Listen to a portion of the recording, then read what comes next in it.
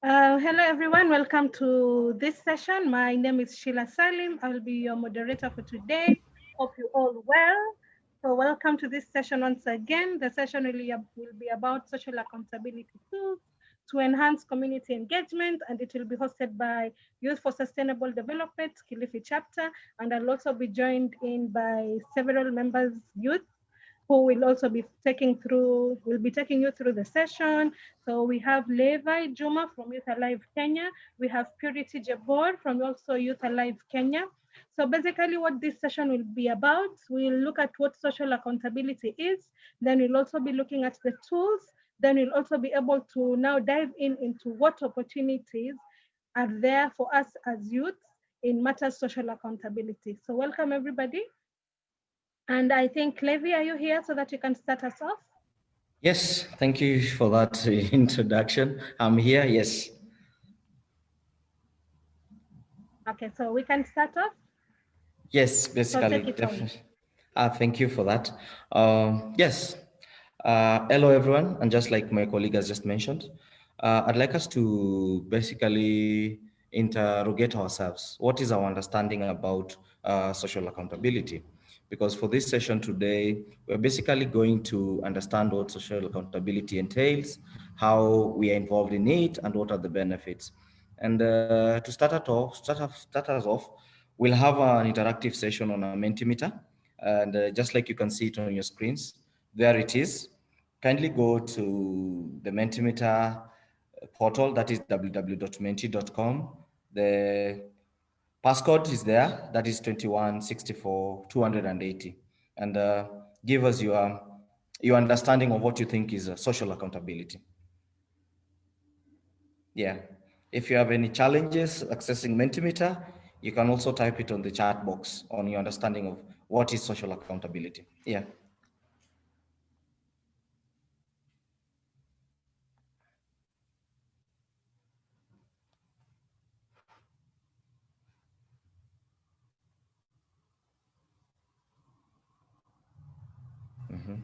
Yeah, yeah.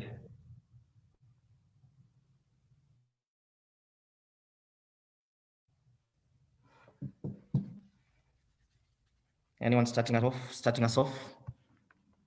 What comes to your mind when you think of social accountability?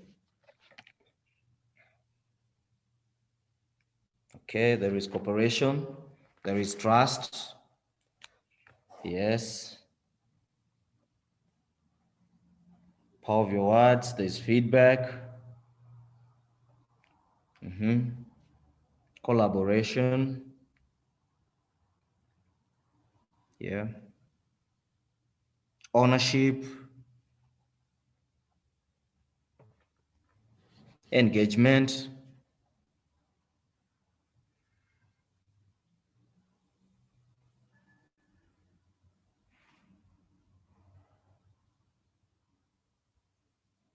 Feedback is there too. Free expression. Thank you, Samtex. Free expression. Yeah.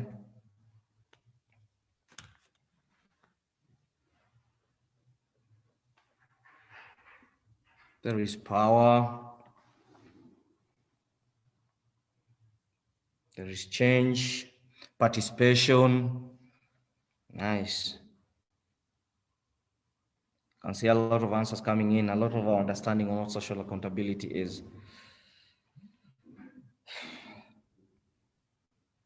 There's cooperation, there's context, there's mutual. Yeah. There is voice. Yes.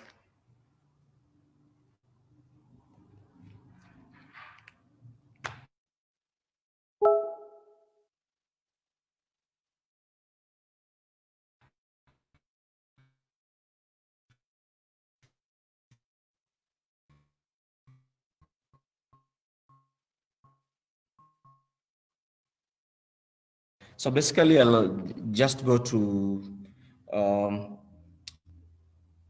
definition of social accountability. I'll get the definition of what is social accountability.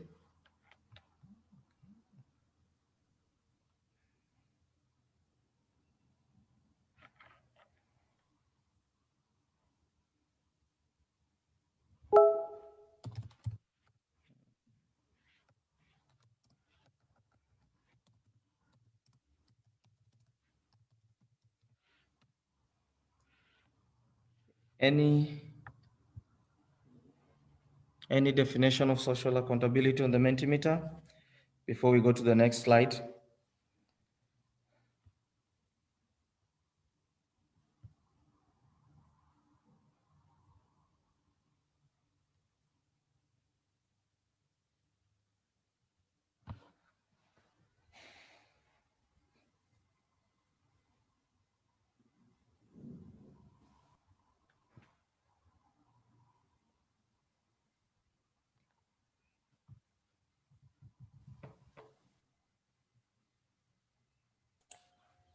Hi, Levy. Is this the slide that you need, the social accountability definition slide?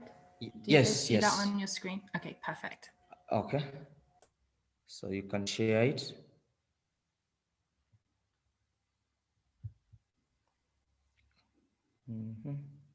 Ashley, I can see your screen.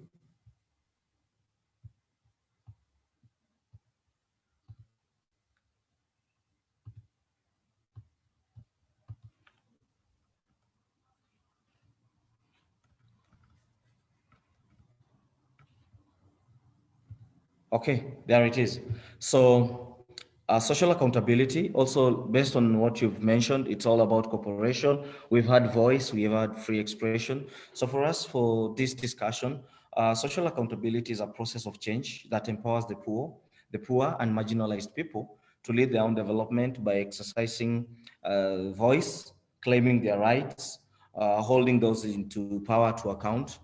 The same way we can also define accountability as a duty of the government of officials to account for or take responsibilities for their action. And some of the feedback that we had, we're speaking about cooperation, we're speaking about feedback, cooperation, we had voice, we had free expression. So this basically means that all of us are aware of what social accountability is. And some of the keywords about this is how we exercise our rights, claim our rights, exercise our votes, and vis-a-vis, how do we hold our leaders, the current government, current institutions into power? Yeah, next slide, please, Ali. Again, just like we've mentioned areas about social accountability, some of the requirements for this effective accountability include answerability, where these involve the space and the right to ask questions, and you demand for answers and get a response, because when the service delivery, obviously you have to question of things that are not being done well. At the same time, you are able to get those answers and feedback, like we had explained earlier. There's a feedback, and what are the channels of communications that's available. There's also enforceability, and this involves the right to apply sanctions or incentives to ensure that rules, rights, and entitlements that are guaranteed by the duty are upheld and delivered. And to make this clear for all of us, enforceability more or less means of you've got every right to withhold. For example, as citizens of our governments, we pay taxes. And if we are not able to get the correct services that we anticipate to have, we've got every right to also withhold those. But at the same time, we've got every right to keep the government or our institution to be able to guarantee those services that we want. Yes, thank you. Helen? My colleague Purity, I hope Purity, you are on here, will take us through some of the social accountability tools that we have here. Purity? All right. Yeah, I hope everyone can hear me. Yeah, we can hear you. Okay, thank you. Yes, we can, Purity. Sorry? We can hear you. Yeah, we can hear you, Purity. Go on. All right, thank you so much. So thank you so much, Lazy, for starting us off in understanding what social accountability is. So I'll take a few minutes to just discuss on the various accountability tools that we know. Social accountability is not just about basing accountability discussion on consumers or let's say for reading, but there are those tools that are already approved, and most of them are actually approved by the World Bank, that it is the standard. So it is not the entire tools, but these are tools that we favor to bring out the your aim goal. If it is about tracking the process, or is it about service delivery, or just thinking around the physical responsibility. So I will start with a quote. The idea of citizen participation is a little like eating spinach. No one is against it in principle because it is good for youth. So we all do social accountability, not for anything. It is not harmful. But if it is actually addressed, everybody will enjoy it.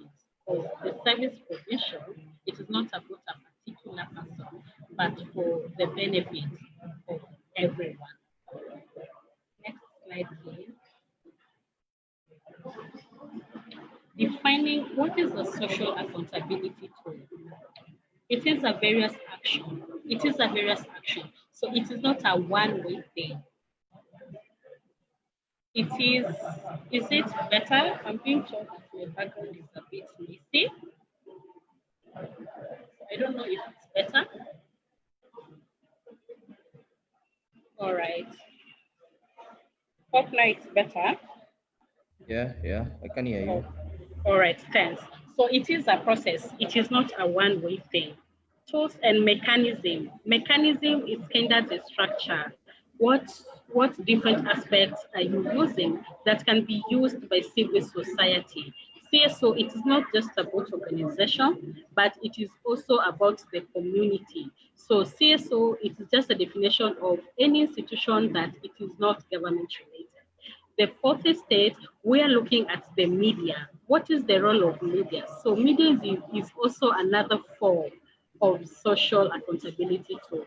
And lastly, and citizen, including community, to hold those in leadership position. So when we're talking about social accountability, it is not just about the policy makers. We are also looking at the service providers and the citizen. So if it is your role to participate in decision-making processes, do we really participate? So it is a holistic approach, not just the leaders, but also we as the citizens. Next slide, please. What is the purpose? Why do we engage in social accountability and why the tools? Number one, it is for improved governance and accountability. If we do take part in social accountability, we improve on the mechanism, we improve on the structures, and we also strengthen institutions to have a more better or improved governance processes, and also accountability. Accountability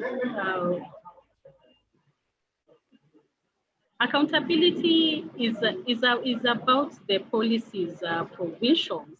That accountability is about following what the process is all about. That if we talk about public participation policies, do we really ensure those mandated to provide that service are actually adhering to the inclusion bit? Is it really accessible? So it's not just about money, but you also look at the processes and the system. Number two, it is to increase development effectiveness. That if it is a role, how is it translating to a more responsive development? How will youth really benefit? How will children benefit? How will different sexes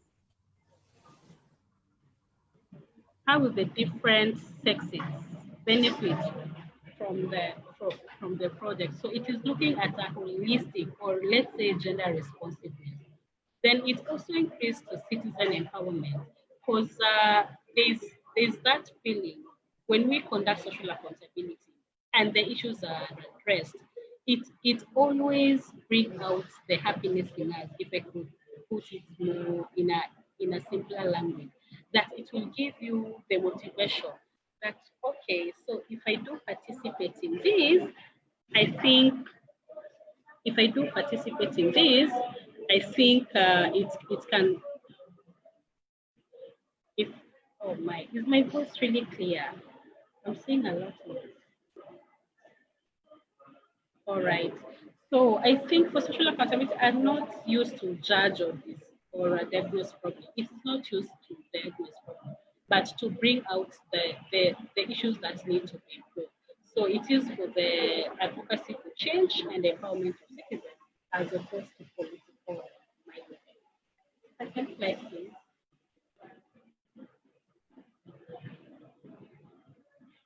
The aspects of social accountability, number one, it is to access to factual information. That I say, you need to have tangible information, credible and verified information before you engage in social accountability. Then another aspect, it is to physical participation to decision-making processes. That as much as you want to take a passive state, but there's also need for you to participate physically, just to emphasize on what you have already submitted. Next slide. Then we have different types of social accountability tools.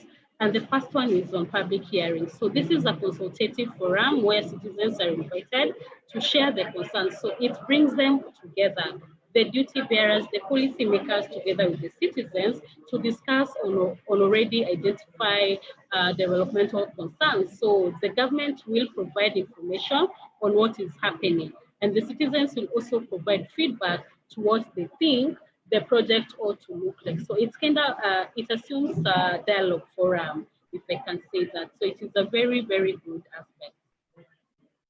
Next slide. On the citizen charter, yes.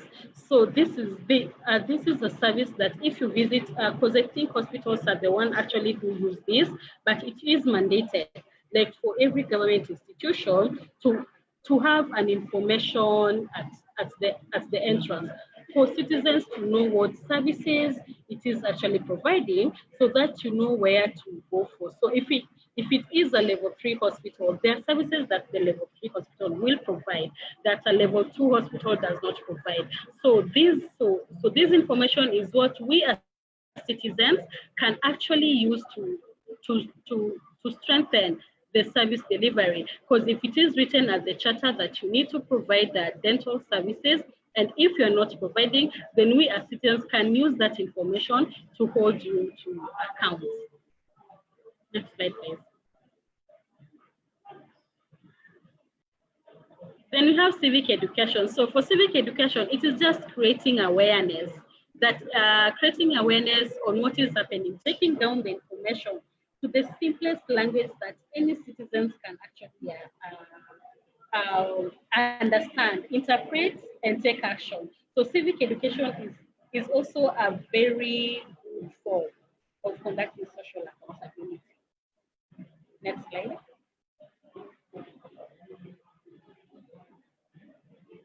Then for community scorecard, this is the process that assumes 5 steps. So for community scorecard, it tracks on the service delivery. So this one doesn't look at money aspects, but it looks at how services are actually being provided, the attitude, the time taken, the reception, how is it really affecting our service delivery. So for this, it also provides an opportunity for the duty bearers to justify why things are the way they are. So it is a kind of a win-win situation that the citizens provide this information, then the service provider take up this information and also share some of their challenges for citizens to upscale that information. So it is a kind of holistic, and even in this tool, everyone takes a responsibility. It is not just the duty bearers, but we as citizens also take the responsibility to ensure the action agreed upon are actually implemented.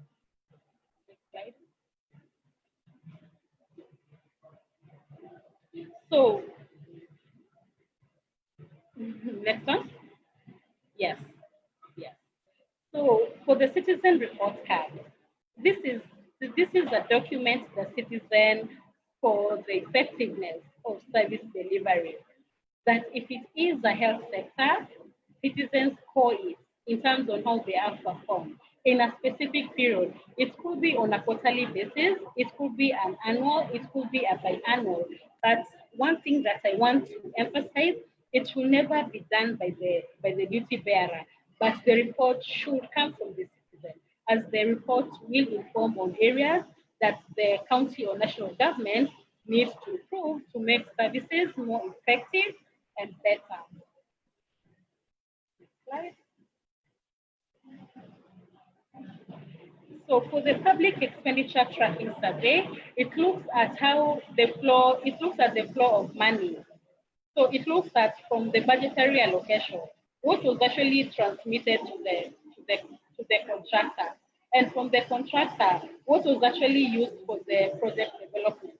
So it looks at the flow of money, and this informs on strengthening procurement processes and even how to transact financial services.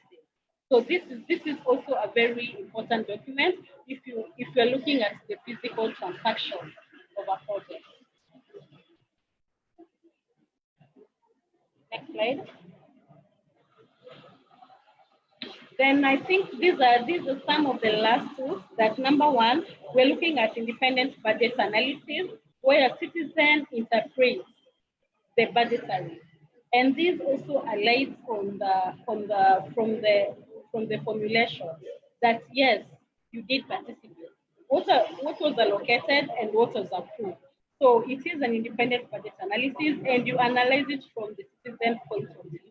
So if you analyze it, you also come up or discover the areas that there are lots of mismanagement that can still be strengthened. Another tool is called the public revenue monitoring.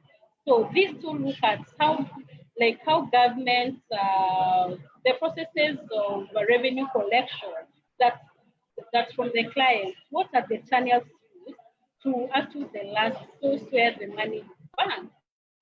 What is the tool that is used? Do we really have mechanism, and do we have the right process? And is it still in line with law? Then another last tool that on the beginning on the tool, it is the social audit. So the social audits look at the promises versus the actual implementation. So if it is a budget allocation of 10,000 or 10 million, is the project equivalent to 10 million, or is it equivalent to 5 million? So if you are using the social audit, we look at every aspect. If it is a classroom, is it really adhering to the Ministry of Health policy in terms of how classes should look like? What about the windows? What material was used? How is the roofing looking like? What windows were used? What was the metal used? So it looks at the initial budget, vis-a-vis the budget, and also the fabric, so the materials that were used.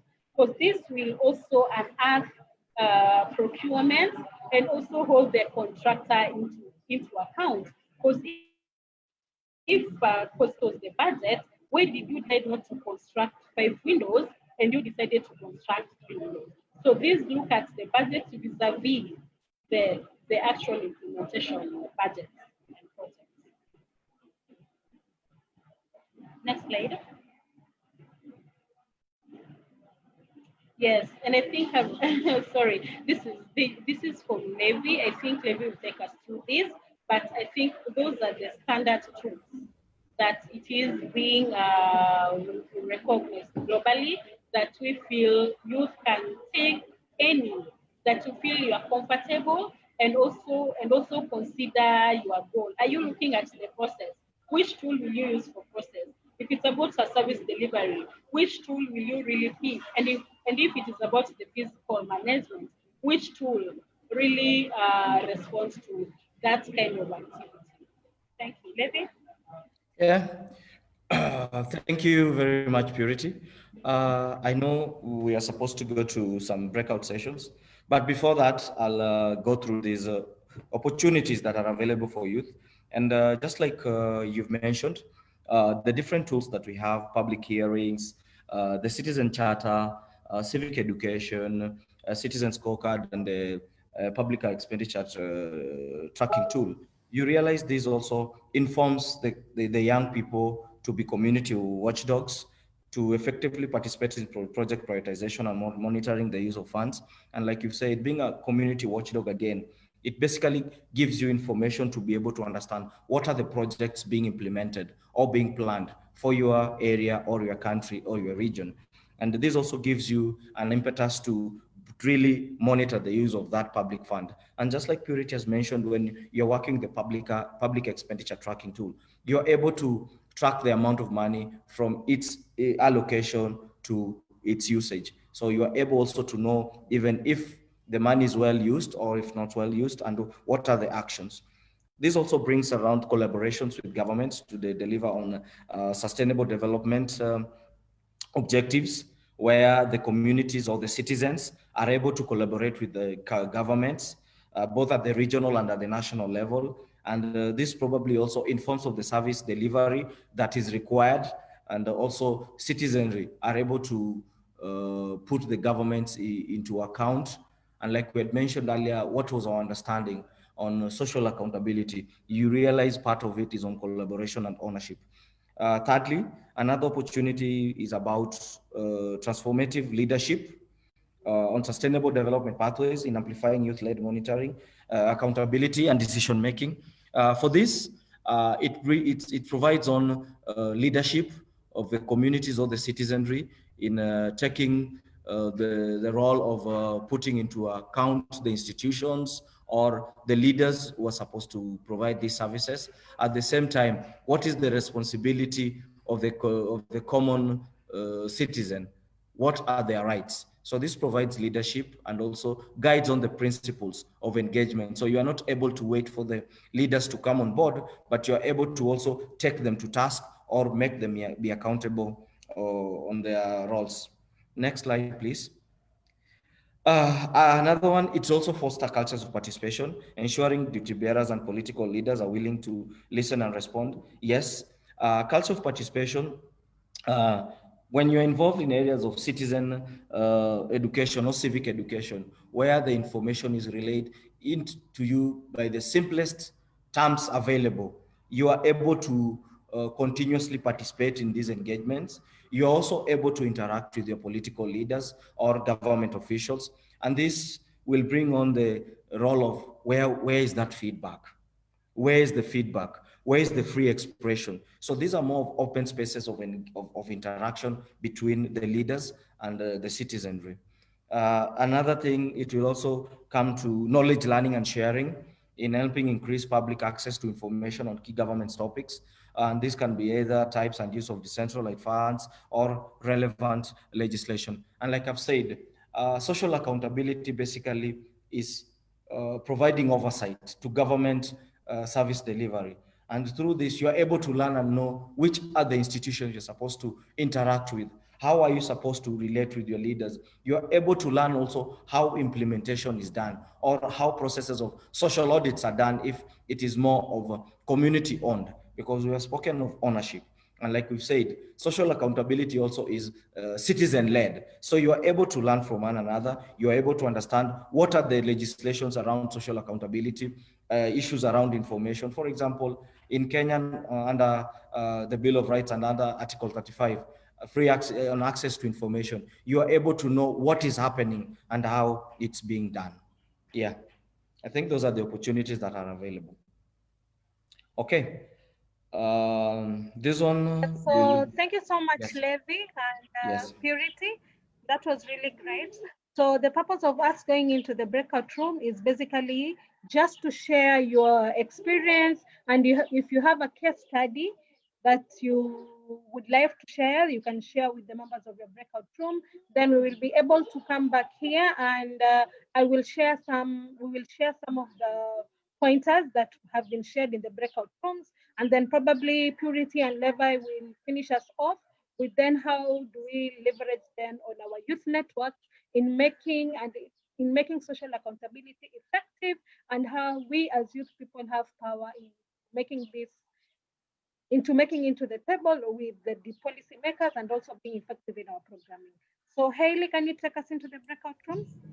Yes, sure. So what will happen is that there'll be one group that will stay in this room, and that's because we are live streaming on Facebook, so that the people watching on Facebook are still able to participate. And then most participants, you'll see an invitation inviting you to join a breakout room. So just click through that and you'll be put into your breakout automatically. So I will open those now.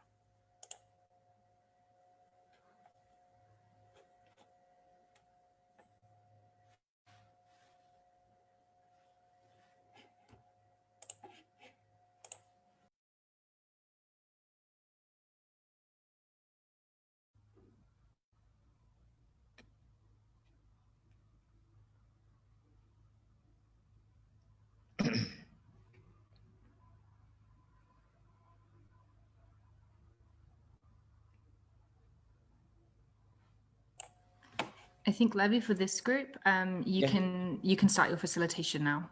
Yeah, okay, thank you. Basically, I'd like us to also share some of our experiences or a case study or how you've involved in this kind of social accountability process. And I know we can just have a few minutes to interact with what has happened or what have you done well when working with probably social accountability tools, or how you've worked with government institutions or officers in putting them to accountable, and also probably issues around feedback. So yeah, we can have this sharing now. Yes, anyone who is free can start. Yeah.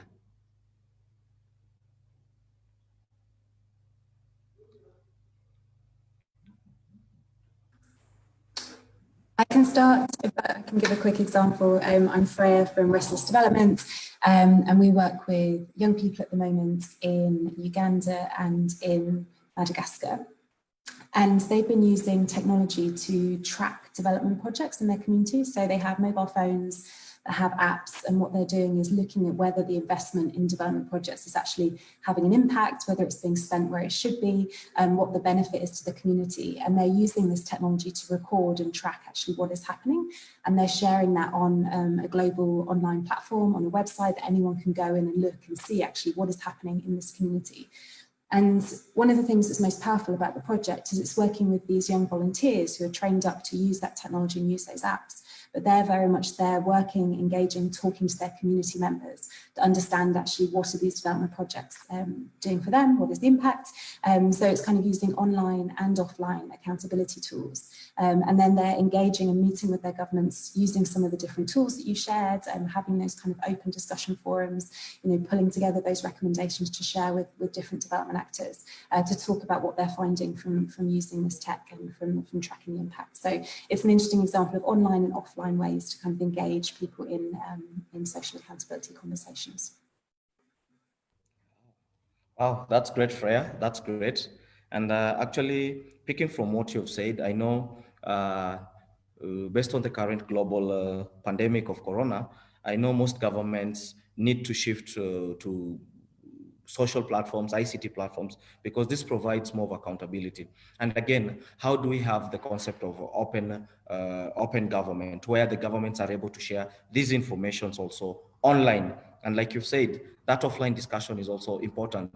So when you're developing these tools, the young people are able to track it. And it is real-time tracking. It's not something that is cooked, but this is real-time tracking where we're able to know from point one to point B, this is what we achieved. Thank you for that contribution, Freya. Anyone else? All right. Yes. Yes, hello. Yes, Titan. Yes. Yeah. Yes, Titan. Go on.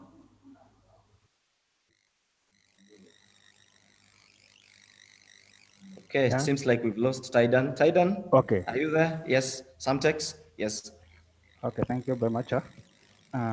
We have, during the past month of COVID, we have tried to disseminate information, we have tried to disseminate the different priorities of what we wanted to have the youth, the digital generation, the digital population, where sensitive and whatever.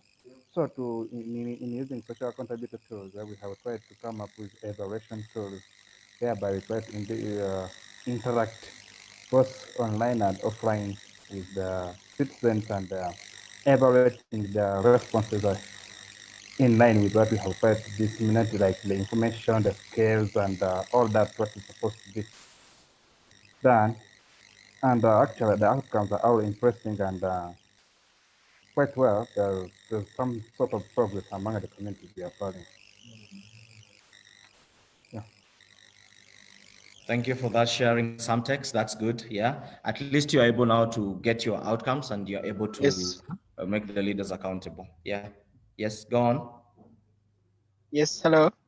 Yes, Hello? Titan. Yes. Hello. Yes. This is Eric. Yes. Eric. This is Eric. Hello? Yes, we can hear you. Just go on. Yes. Yes, my name is Eric Okello from Tororo, Uganda. Yeah. I represent a youth organization called Tororo District Youth Advocacy Network. And we have been engaged in activities of social accountability, but particularly looking at how young people can influence policies that affect them. And so with local governments, we are trying to see how we engage youth and how they can participate in the planning and budgetary processes. However, what has been a big challenge has been on the issue of access to information, because yes, our government has a policy that allows people to access information with regards to budgets and also get engaged in the planning process. But major technical persons that work with local governments are not so much willing to share information with regards to uh, what is planned for and what really gets prioritized and budgeted for. So even us holding them accountable has been a very big or uphill task. In the beginning, we didn't have the space, but now we have the spaces. But the major limitation is how to get this information. Sometimes you demand for it, and the person either gives you a document which is so complicated with block figures that you may not be able to understand. And they're also not willing to, to explain the figures and how, break down the work plans and share with the citizens. So when it comes to monitoring, it becomes an uphill task, because then you don't know exactly what got planned, how the figures were arrived at. So if you are going to take on the aspect of monitoring implementation, it becomes a very big challenge. So for us, I think that is our major issue in Tororo and in Uganda. Thank you. Thank you, Eric. And picking Right. from that, sorry, Samtex, let me just respond to Eric. Thank you, Eric. Okay. And like you said, working with the Youth Development Network in Tororo, and one of the most important things, for example, for us here in Kenya, there's those legislations that inform on doing this work. Our constitution provides more authority to the citizens.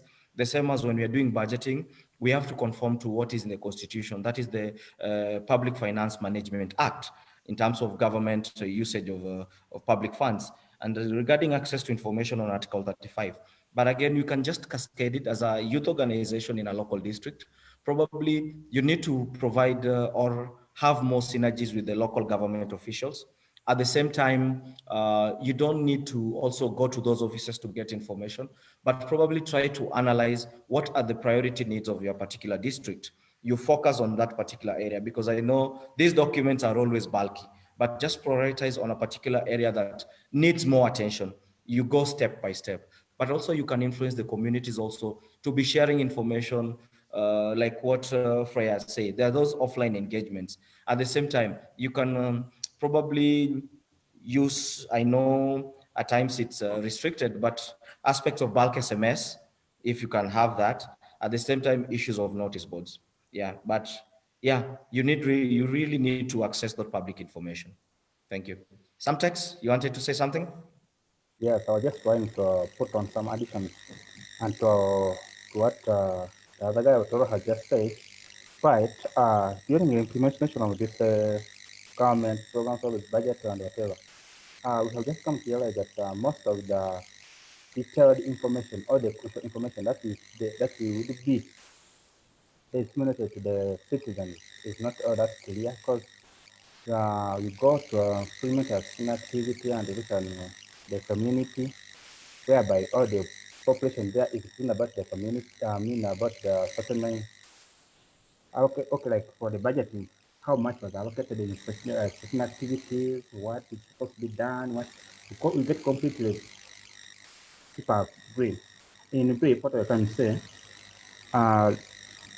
there's some sort of, let me say, some sort of publication of this information and awareness to the masses, because you get find that, like for the case of the budget, I'm speaking Sorry, in so terms of welcome Uganda now. everybody back to the For the case of room. the budget, you get that the information is centralized to an extent that there would be people who could benefit from that budget.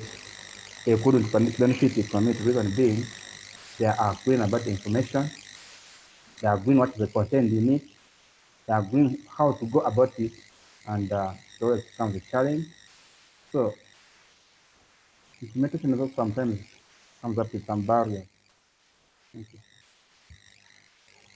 So thank you, Samtex. Welcome everybody to the main room. I hope you had a good time in sharing your experiences and also in sharing your case studies. So I will give it up to Levi, Juma, and Purity to close us off. I know we'd like to have more time, but we are kind of restricted on time. So Levi? Thank you, Sheila.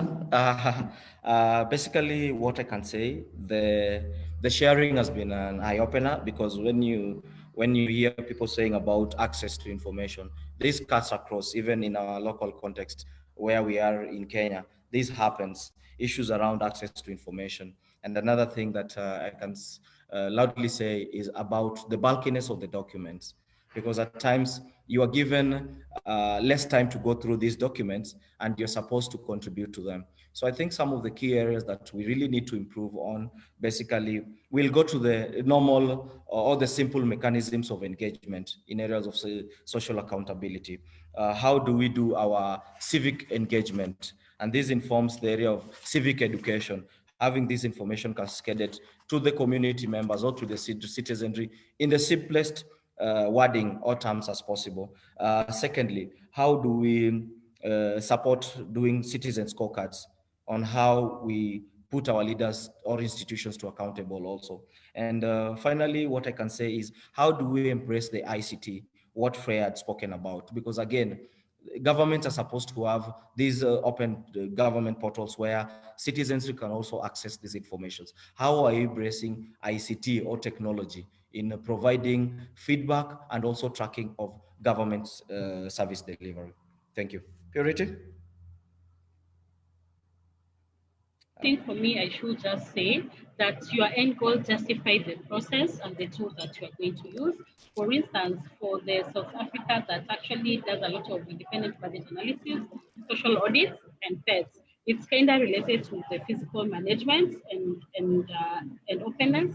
And their end goal is to have a simplified version of the budget and also analysis of the budget to influence the next intervention. So I think for us, it is important to also just create awareness through civic education for the citizens to have a proper understanding, mechanism, and the process of social accountability if we wish to achieve the end goal of our social accountability activity. As youth, we are not the future leaders, we are the current leaders, and we need to embrace the existing opportunities. If the opportunities are not there, we need to create.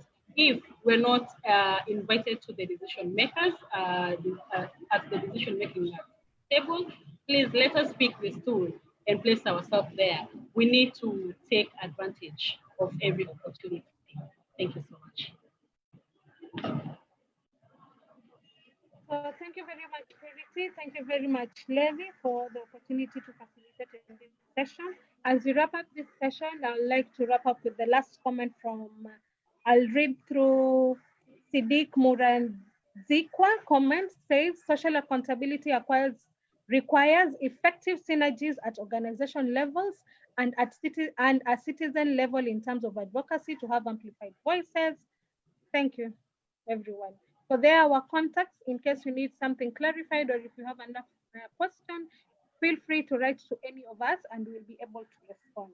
So thank you very much, and it has been nice meeting you. So hopefully we will start working on our social accountability issues and hold our leaders accountable. Thank you everyone from Youth for Sustainable Development Kilifi, from Youth Alive Kenya for being here and also for listening to us. Thank you.